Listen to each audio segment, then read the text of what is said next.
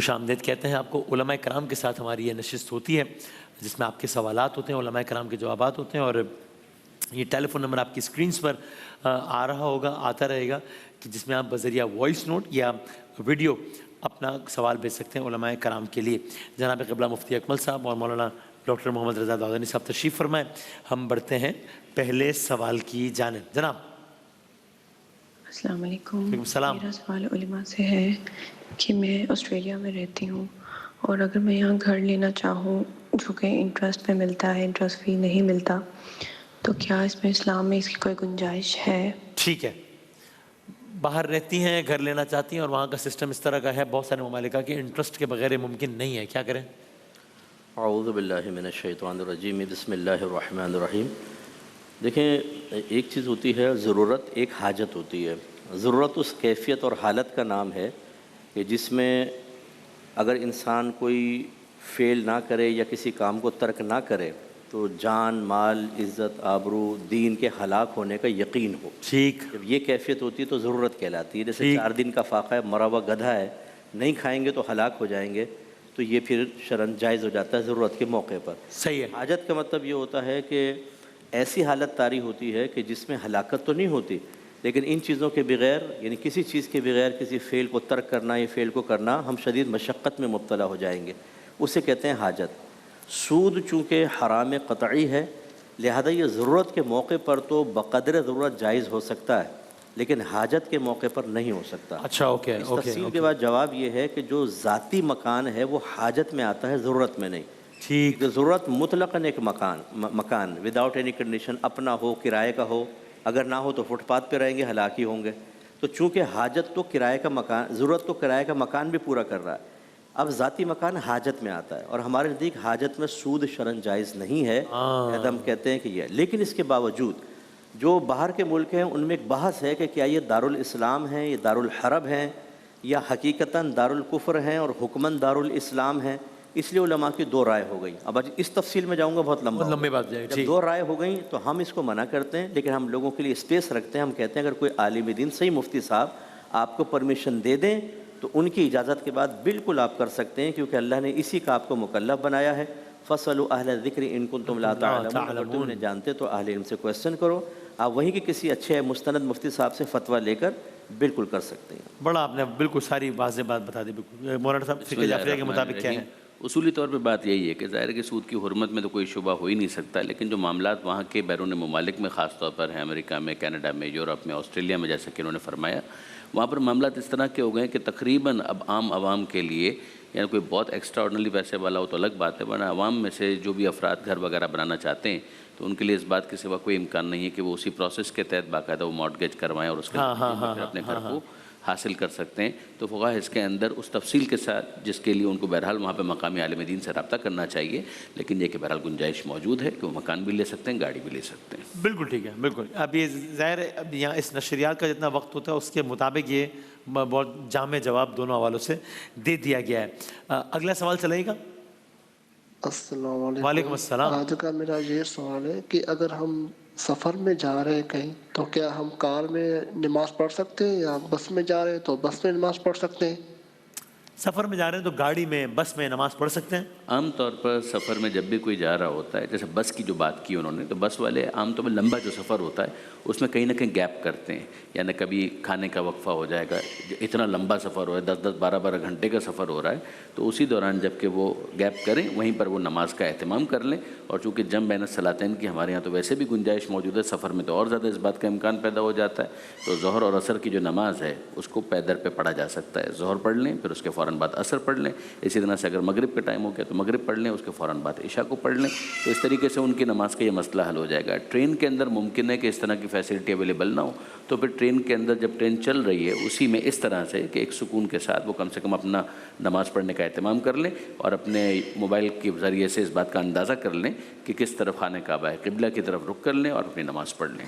یعنی یہ اخذ کرنا ٹھیک ہے کہ فقہ جعفریہ میں اگر ممکن ہے کسی بھی طریقے سے کہ حالت سفر میں آپ نماز نہ پڑھیں تو پھر آپ کو یہی کرنا پڑے گا کہ آپ حالت سفر میں نہیں پڑھیں گے، ساکت حالت میں پڑھیں گے، ممکن نہیں ہے تو پڑھ لیں۔ بنیادی طور پر جو یہ سفر کی جو سواریاں ہوتی ہیں ان میں موومنٹ بہرحال ہوتی ہے، تو انسان اتنی آسانی کے ساتھ نماز اس طریقے سے نہیں پڑھ سکتا کہ جس طریقے سے سواری سے ہٹ کر وہ زمین کے اوپر پڑھ رہا ہو، اس لیے اس کو اوائڈ کرنا بہتر ہے۔ مگر بہت سارے ایسے سوفسٹیکیٹڈ سواریاں آ چکی ہیں کہ جن کے اندر ذرا سا پتہ بھی نہیں ہلتا، مگر اس میں پھر پرابلم ہوتا ہے قبلے کی ڈائریکشن کا کہ تھوڑا بہت موومنٹ ہو رہا ہے، لیکن اگر آپ سکون کے ساتھ زمین کے اوپر ہیں تو ظاہر ہے کہ اس کے ذریعے سے اندازہ کرنا زیادہ آسان ہوگا کہ خانہ کعبہ کس طرف ہے۔ اوائڈ ہو سکتا اتنا کریں، یہ اس کا خلاصہ یہاں کیا یہ ہے کہ نہیں اوائڈ نہیں بھی ہو بھی سکتا ہو تو بھی آپ نہ بھی کریں اوائڈ، تو سفر میں پڑھ سکتے ہیں نماز؟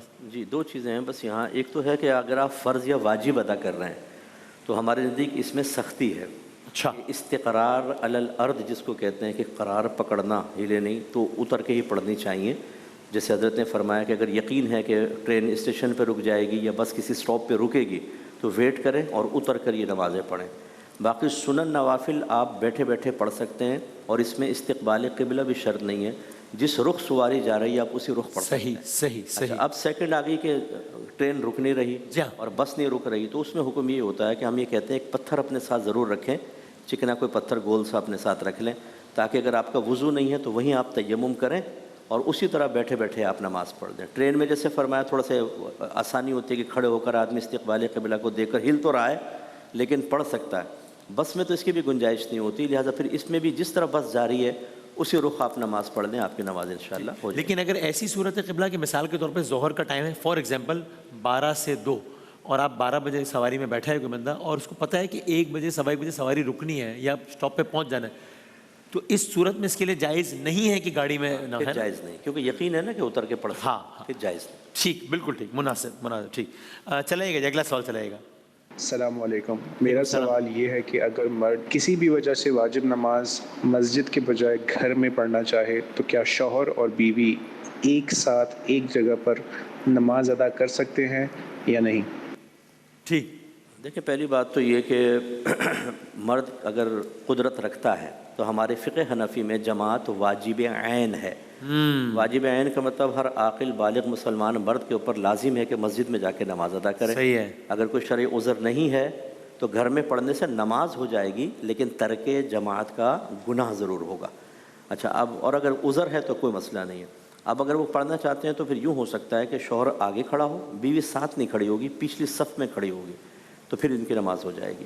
جماعت کا تصور تو نہیں ہے اس میں؟ جماعت کے بتا رہا ہوں، بالکل جماعت کے کہہ رہا ہوں کہ اگر شوہر امامت کا اہل بھی ہو، اسے پتہ ہونا چاہیے کہ وضو کیا ہے، مفسدات نماز کیا ہے، واجب کیا ہے، سجدہ صاحب کیا ہے، پھر وہ بالکل آگے کھڑا ہو کر، اور بیوی پچھلے صف میں کھڑے ہوگی، کیونکہ اگر مرد ہوتے نا تو ساتھ ساتھ کھڑے ہوتے، لیکن عورت اگر ہے تو پچھلے صف میں کھڑی ہوگی، نماز ہو جائے گی جماعت۔ اور قبلہ وہ جو سوال آتا ہے کہ مسجد حرام یا اس طرح کی جگہیں کہ جہاں پر اب بیوی کی بات نہیں ہو رہی، ایک مرد اور عورت نامحرم کی بات ہو رہی ہے، کبھی کبھی آپ ایسی سچویشن میں ہوتے ہیں مقام ابراہیم کے پیچھے آپ نے نماز پڑھنی ہے کہ جہاں خواتین سے فاصلہ ممکن نہیں رہتا ہے نماز کے دوران، یا یہ کہ آپ نے نماز شروع کی تھا بالکل کوئی نہیں تھا اس دوران کہ کسی نہ، تو اس کی گنجائش بن جاتی ہے؟ ہاں، نہیں، فقہ حنفی میں اگر عورت سامنے ہوگی یا ساتھ کھڑی ہوگی اس مرد کی نماز فاسد ہو جائے گی۔ اچھا، چاہے جب اس نے نماز شروع کی تھی تب نہیں تھی عورت، اب آ گئی ہے تو بھی پھر الگ مسئلہ ہے، وہ بعد میں اگر آ گئی تو ایک الگ بات ہے، لیکن شروع سے ہی اس کو یہ احتیاط کرنی چاہیے کہ سامنے اور دائیں بائیں عورت نہ ہو۔ ٹھیک، اب وہاں تو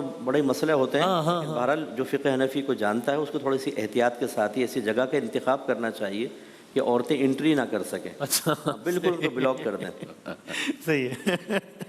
بنیادی طور پر ہمارے یہاں فقہ جعفری کے اندر نماز جماعت کیا کہنا، اس کا تاکید بھی ہے، ثواب بھی ہے، بہت زیادہ ہے کہ ایک نماز جو انسان اکیلے پڑھتا ہے اور اگر وہ مسجد میں جا کر پڑھ رہا ہے، جماعت کے ساتھ پڑھ رہا ہے، some times 25 times, multiple times اس کا ثواب بتایا گیا ہے، اور بے اتنائی کی وجہ سے اگر وہ نماز جماعت میں شریک نہ ہو رہا ہو تو یقیناً اس کو گنہگار بھی مانا جائے گا، لیکن یہ کہ بہرحال اپنی جگہ پر جماعت نماز کے اندر شریک ہونے کو واجب نہیں کہا گیا۔ صحیح۔ اور پھر اس کے بعد یہ ہے کہ وہ اپنے گھر میں اگر نماز پڑھ رہا ہے تو اس کا جو واجب ہے وہ ادا ہو جائے گا، فرض اس کا ادا ہو جائے گا، اور اگر خواتین میں سے کوئی ساتھ نماز پڑھ رہی ہے تو ایک بالش کا فاصلہ کافی ہے۔ یہ ایک بالش کا فاصلہ مینٹین کرنا اتنا مشکل نہیں ہوتا ہے، ایک بالش بہت آسانی کے ساتھ مینٹین ہو جاتا ہے، یعنی اگر خاتون برابر میں بھی کھڑی ہیں اور ایک بالش کا فاصلہ ہے کافی ہے، خاتون آگے بھی ہیں اور ایک بالش کا فاصلہ ہے تو کافی ہے، اور اگر پیچھے ہیں تو ایک بالش کا فاصلہ نہ بھی ہو تو بھی چلے گا۔